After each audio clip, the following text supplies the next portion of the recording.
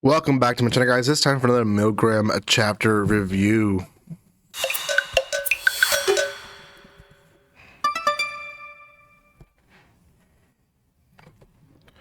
Welcome once again. It's going to be on chapter 8 of MILGRAM. It is technically volume 2 already. Gosh, it is an intense chapter. We were coming off the death that we saw in in chapter 7, which it was pretty gruesome. We kind of get the aftermath of that here in this chapter, but also what's happening from this point on. So before anything, guys, if you haven't checked out my first 7 videos of this series, they're out in my channel. I've been reviewing it chapter by chapter. Hopefully you guys have kept up. I'm reaching to the last available chapter. I'll be honest. I think the next one is the last one that is available. Hopefully by the time these videos release, there'll be more available. But if there isn't, I am looking for other series to kind of have on my on standby in case these don't continue. So we'll just have to see. For now, thank you so much for the love and support you do show this channel. Make sure you subscribe. Hopefully we can continue these series. If not, we'll just move on to next ones. And I do have other stuff that I'm buying and looking into reviewing as well, chapter by chapter. And there's just so much time I can give each one. So hopefully there's time for everything. So okay, this is going to be again the 8th chapter of MILGRAM. It is pretty intense. Just let me lower the brightness to my phone here so you can see good. Oh gosh, that an ad popped out. She's devastated by the puddle of blood. So the first part is kind of her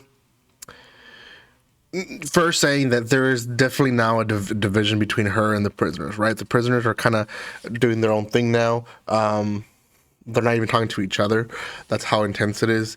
And she starts talking to herself a little bit about the guilt behind it. Now, right after that, it's kind of like 1 or 2 pages of that. We see Jackie, the bunny, talking to an unknown person. Like, you can't really see him. Lower the brightness even more. He's like behind, again, an ad. Oh my gosh. He's like behind the screen, so you can't really see him. But essentially, Jackie is talking to another being. Now the being doesn't really agree with Jackie's way of thinking and controlling and I guess leading on of the guards, which in this case is Ez.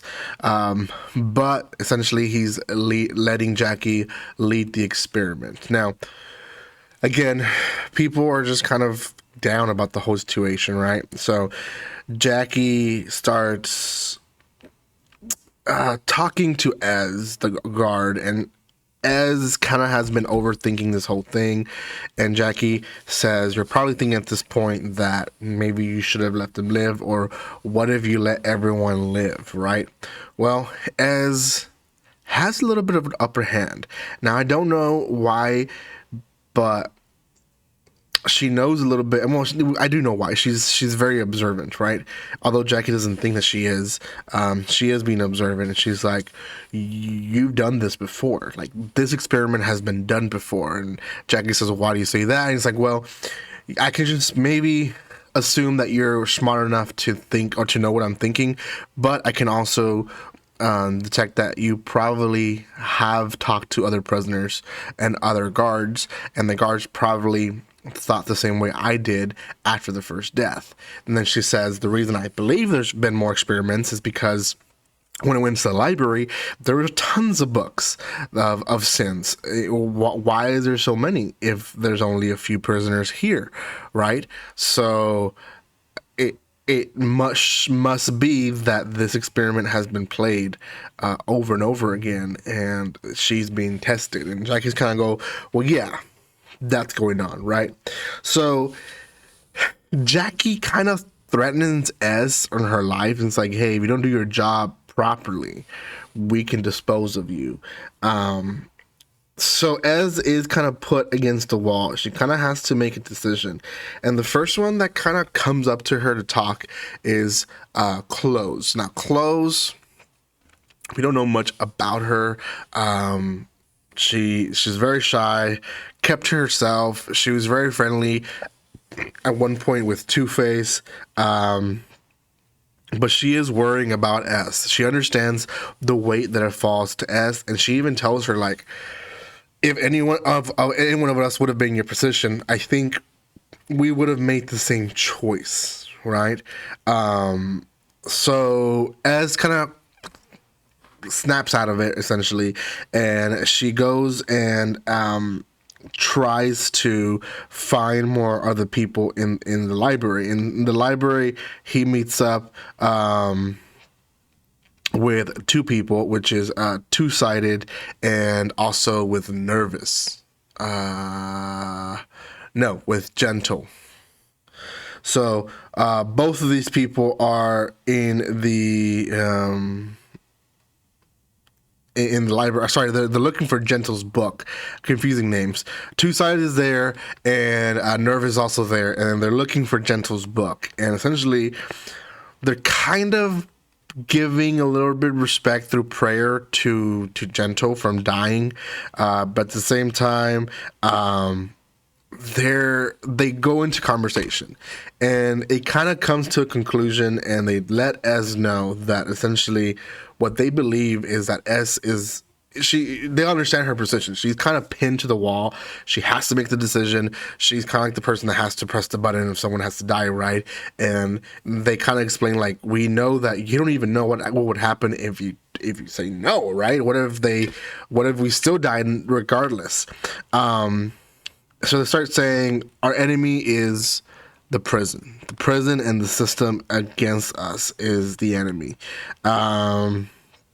Now, there is this awkward moment where she kind of almost falls, and then they notice some blood, and there's like stains in the floor, and Ez starts running towards the blood, and she's like, what's going on? And that's kind of really the end of the chapter.